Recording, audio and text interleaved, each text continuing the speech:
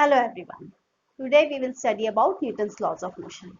Before we proceed, we need to understand what was Aristotle's fallacy. And that fallacy is that he said that every body has a natural state of staying at rest. So what is the natural state of a body? He said that it is a natural state of rest. That's why he justified that we need some external force for the body when we want it to be in motion. So therefore, external force required for motion. This is what he said. But actually, after around 2000 years, Galileo, he performed two experiments. So he performed these experiments after 2000 years.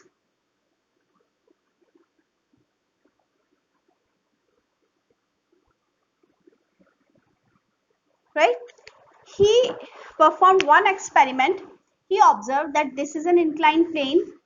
So he said that when a body is made to move up, the speed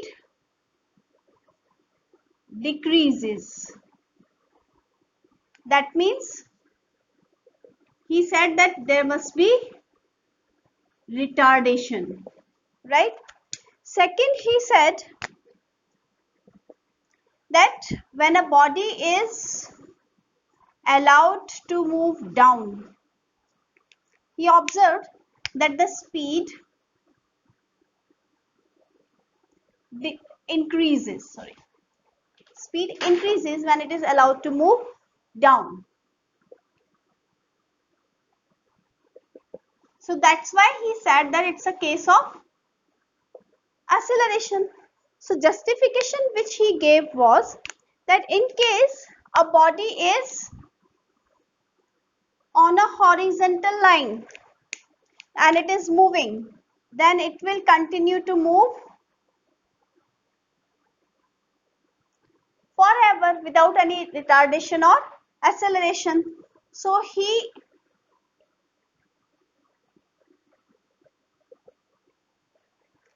gave these results using his first experiment. Then he performed another experiment, and in the second experiment, what did he do? He took two inclined planes, right? And these two inclined planes like this. So he said that if these two inclined planes are at the same angle with the horizontal, then if a body, or you can say the ball, is allowed to fall here, it will cover the same height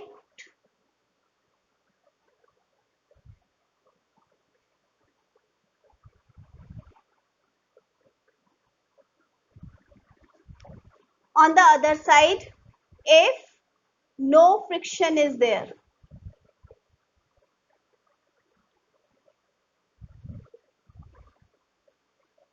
Right? In second case, what did he do? He decreased the inclination of the second plane. So you can say that in second case, what did he do? He decreased the inclination. Now when the ball is dropped, for covering the same height, it has to cover more horizontal distance.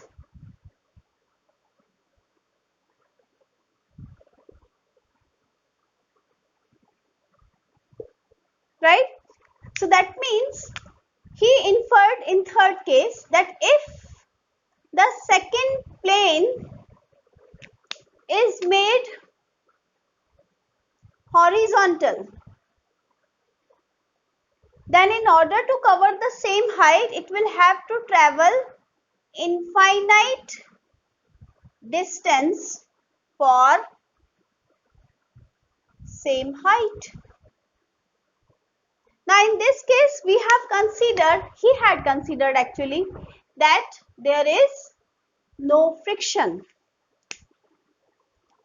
So from these two experiments he gave a result which said that the body will continue to move in the same straight line for infinite distance if there is no external force acting on it, right?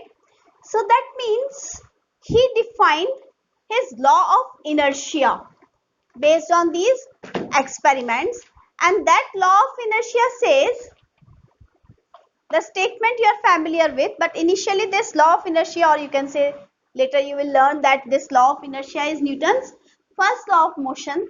He said that the body will continue to move in straight line or will continue to remain in a state of rest in the absence of external forces. That's what he said. So according to Galileo's law of inertia,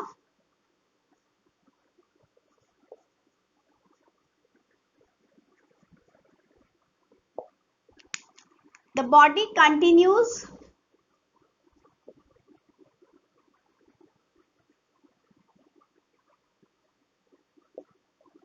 the rest state or uniform state in absence of external force.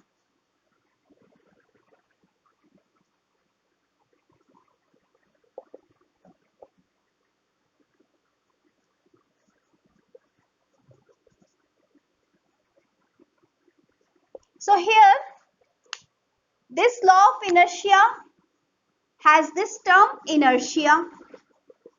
You have studied this inertia in class 9th. What is that? Inherent tendency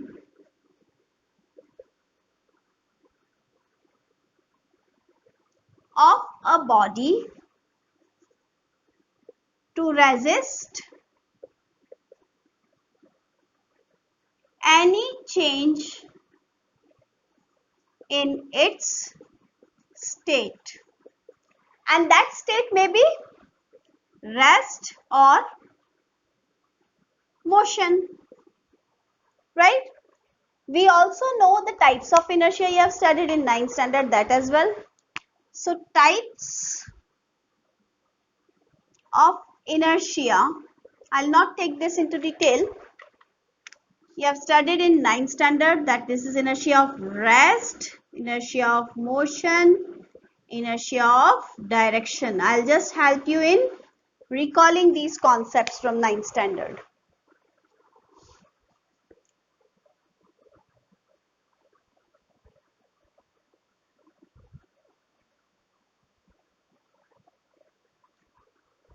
So inertia of rest means if a body is in a state of rest, it will resist any change in its position of rest, right?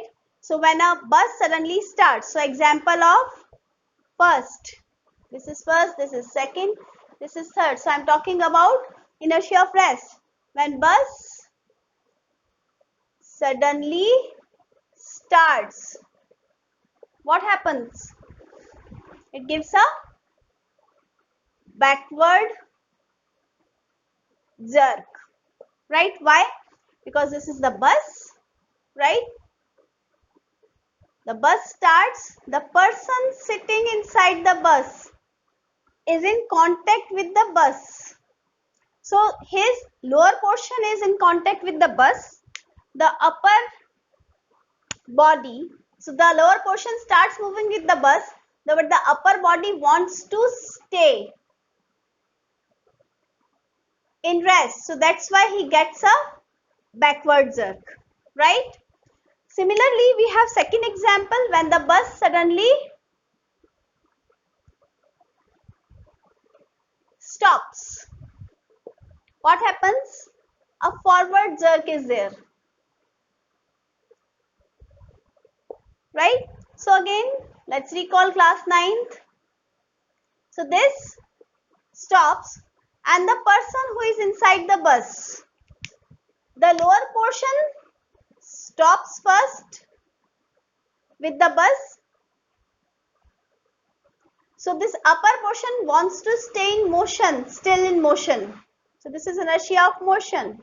So that's why this part of the body gets a forward jerk. Third case is when a car is taking a turn on a circular path. So when this is the car, the person inside the bus gets an outward jerk. This is called inertia of direction, right? So if this car is taking a turn and initially it was moving in a straight line, then it is taking a turn, so the body was in contact with the lower body was in contact with the car, so it will first take the turn towards the circular path and the upper portion will have a outward jerk. So you can write the example: car moving on a circular track gives jerk outwards. So you have studied all these things in detail in class 9th. So we will just proceed to our Newton's first law of motion.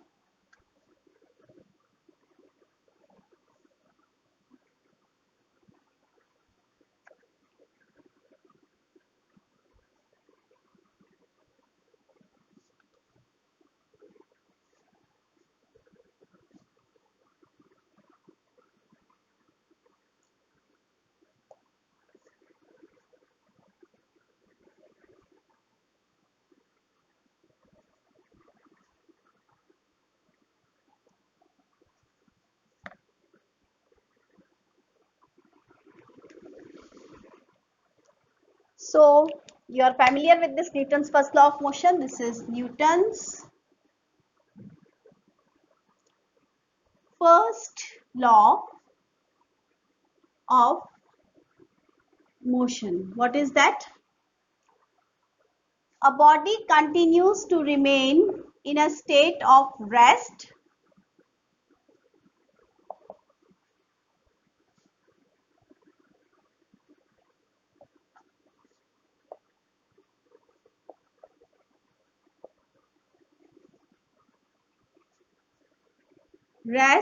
or uniform motion along the same straight line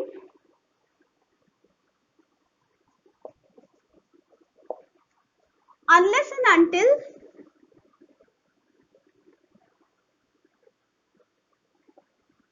some external force is applied.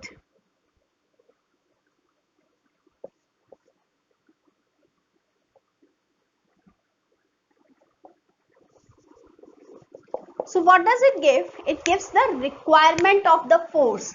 So it gives the requirement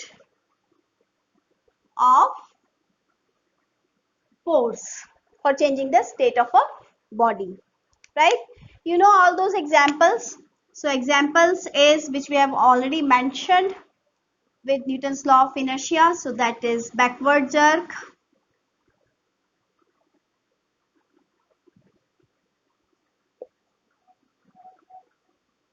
on starting a car, forward jerk on stopping a car.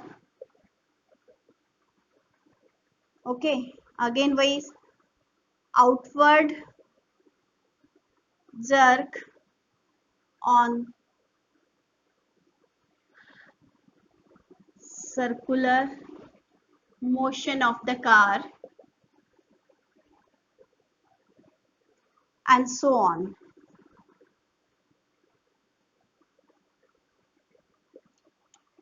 right? Or you can say etc.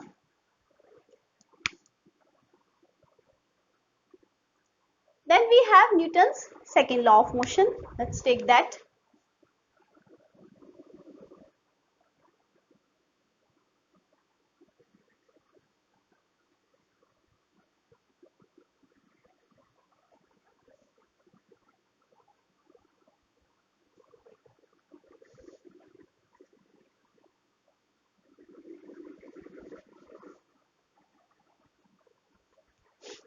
So I'll take Newton's second law of motion now.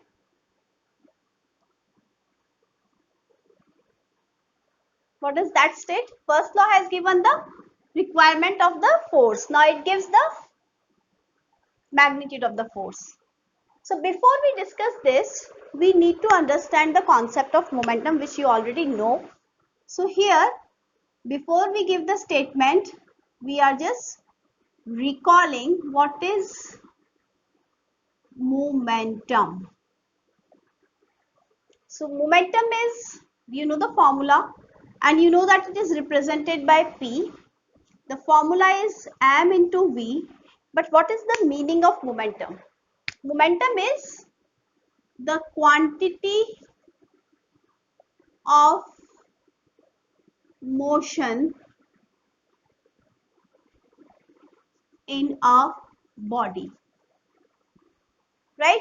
For example, if you have a truck, right, it has mass m and velocity v. So what will be the momentum?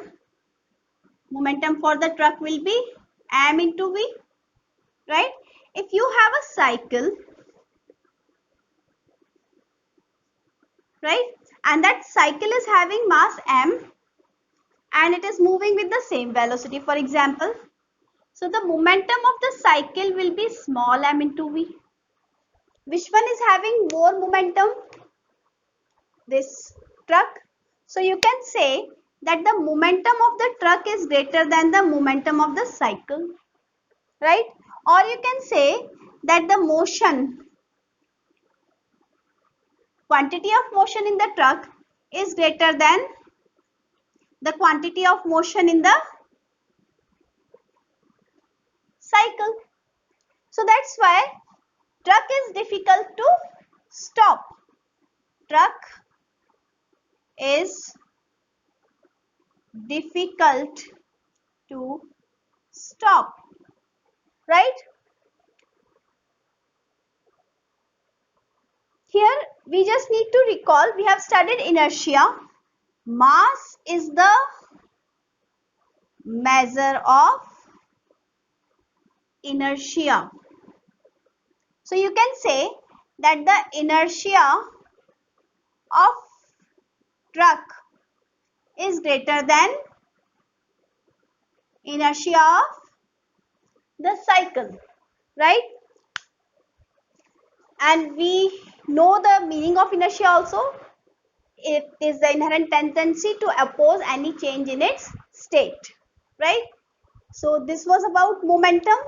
Now let's take a case. If a force is applied on a cycle, suppose this cycle is there, right, and force is applied on this, then what will happen? There will be change in motion of the cycle, or you can say the change in momentum of the cycle. So force results change in momentum. Let's take another case. If a force is applied on a table, okay, let's take a table.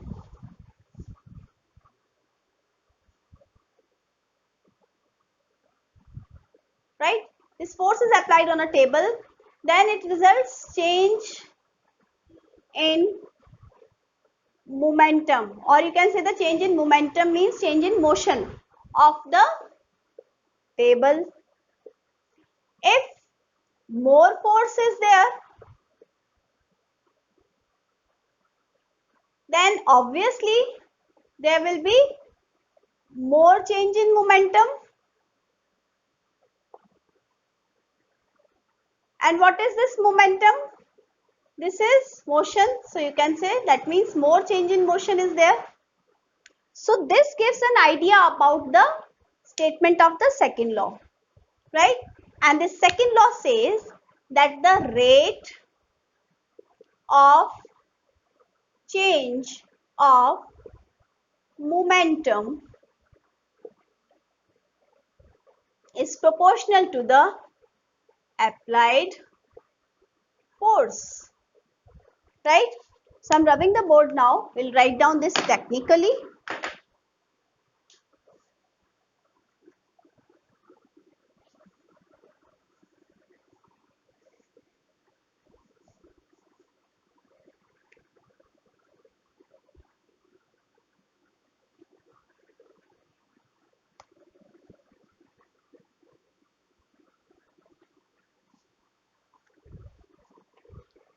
It states that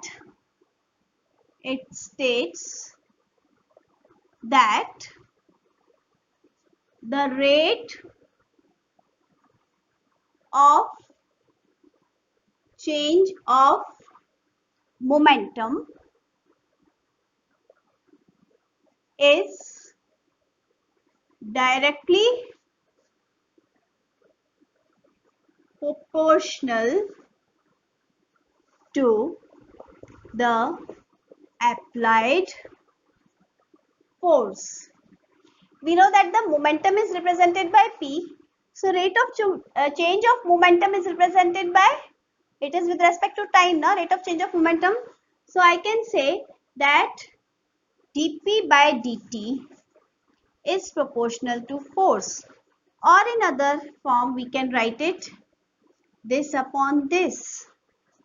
If I remove the proportionality sign, I can place this constant of proportionality.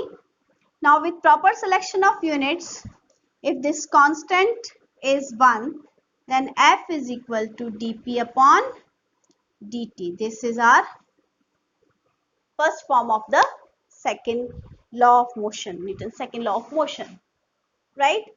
Now I can write this second law in one more form. How? You know that force is equal to dP by dt, and we know that P is equal to mass into velocity. So I can write it like this, d by dt of mv. We know that the constants are to be taken outside the differential sign. So I can take this constant outside the differentiation sign. This will give me this.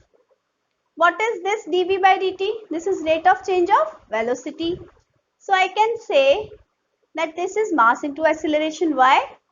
Because rate of change of velocity is acceleration, right?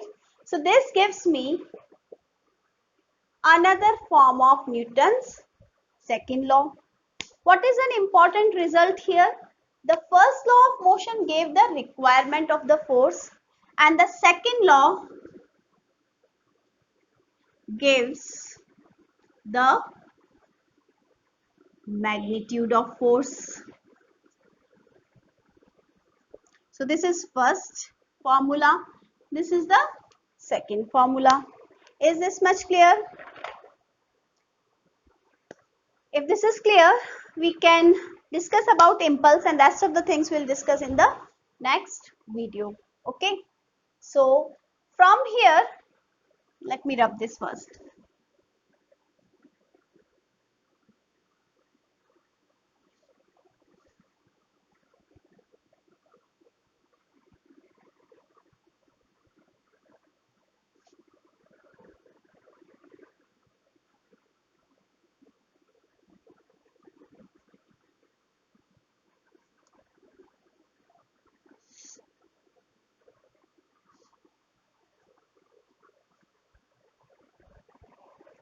From here, I'll discuss about impulse, right? What is impulse? Whenever you hit a ball with a bat while playing cricket, then there is a larger force for a smaller duration. That effect of large force for a smaller duration is called is measured by a quantity which is called impulse. So impulse is the effect of large force for a small duration is measured by a quantity called impulse, and this impulse is denoted by J, and the formula for the impulse is force into time duration, or F into dt. So if we recall the second law of motion from second law, we know that F is dp by dt. So F dt is dp, and F dt is what? This is impulse, right? So this is F dt is impulse. So I can say that the SI unit of impulse is Newton into second, right? And from this expression, we can discuss a very important theorem called as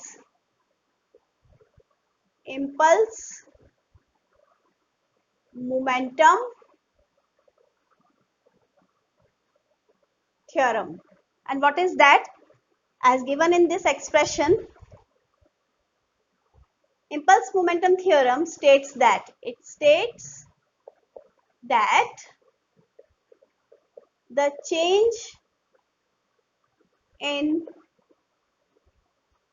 momentum of a body is equal to impulse, right? So that means this impulse is equal to the change in momentum, right? So I can write it like this also. Impulse is equal to change in momentum. There are many interesting applications of this concept of impulse momentum theorem. I'll explain one concept in detail. Rest you can explain on your own. I'll just mention, okay?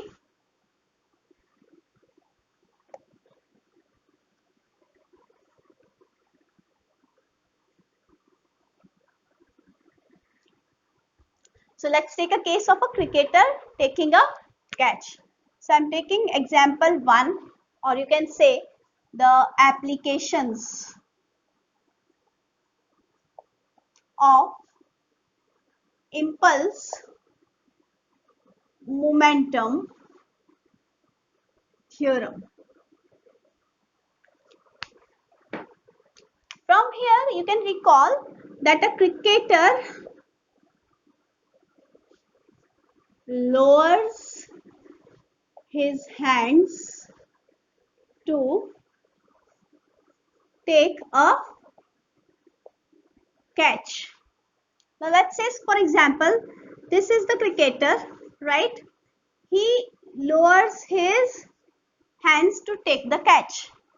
Now let's see, this ball is moving with velocity u, and when he takes the catch, the velocity is 0, right? So I can say that its initial momentum is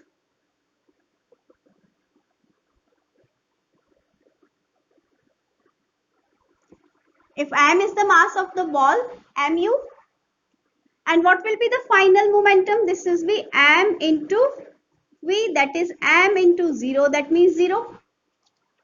So we know that in this case, the change in momentum will be initial minus final momentum. So what will be that? Mu minus 0, that means mu. So this change in momentum is fixed. It is moving, it will stop. So you can say that this change in momentum is constant. So by impulse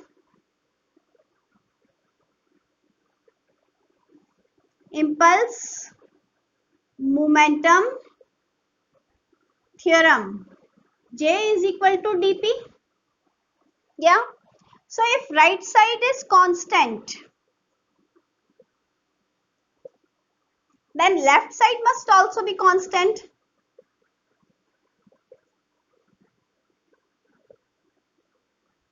What does that mean? That J must be constant. And what is J? This is F dt. This must be constant. Right?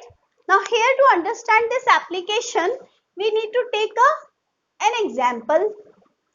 Suppose I have two quantities whose product has to remain constant. That means if I have one quantity and the second quantity and their product is to remain constant 10. So one case will be maybe 2 into 5 is equal to 10. Other case may be 5 into 2 is equal to 10. The product has to remain constant. So if one quantity increases, the other quantity must decrease to keep the product constant. So let's take this case. Therefore, F dt is equal to constant. So if dt increases, F will decrease. Yes. So this dt is increased by lowering hands. So what is this dt actually? This is the time of taking catch. So if dt is increased by lowering the hands, so F will decrease. That means the force of impact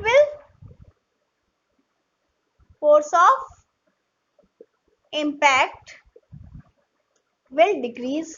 So if dt increases, F decreases. That means force of impact decreases.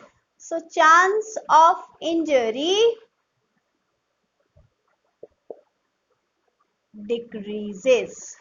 So that's why the cricketer lowers his hand to increase the time of catch so that the force of impact reduces and the chances of injury are less. Okay, I'll just mention the other examples. The explanation is in the same way. I have given a detailed explanation because in short, you can just mention that one quantity increases and the other quantity decreases. So that's why the chances of injury are less. So I'll just mention the second example. So this is example 2. So you can say that the glasswares are wrapped in bubble sheet. So glasswares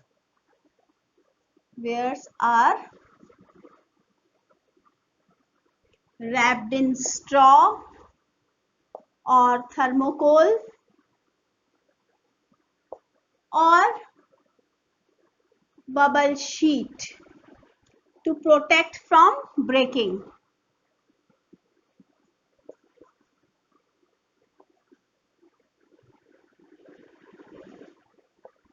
Okay, how so? Now look at this. If you have your glasswares in this box, you must have seen these boxes. These are the glasswares, right? We have straws or thermocol or bubble sheet here.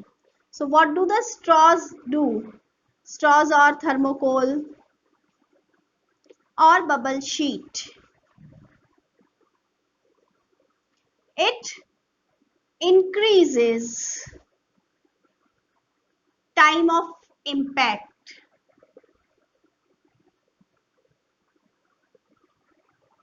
Okay, so force of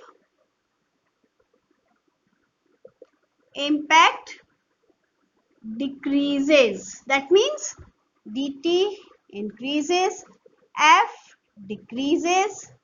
Therefore, chance of breakage less.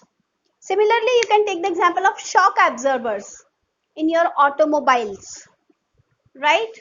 And the goalkeepers use a pad on their knees to reduce the speed of to increase the time of impact, so that the chances of injury are less. So I'll not mention the other examples, you can write on your own. Buffers are provided between the train bogies to increase the time of impact. Again, the explanation is similar, right? But I hope you understood the detailed explanation for the cricketer case, and this you can apply in all the other cases wherever you can apply the impulse momentum theorem. That's all for now. Thank you and have a nice day.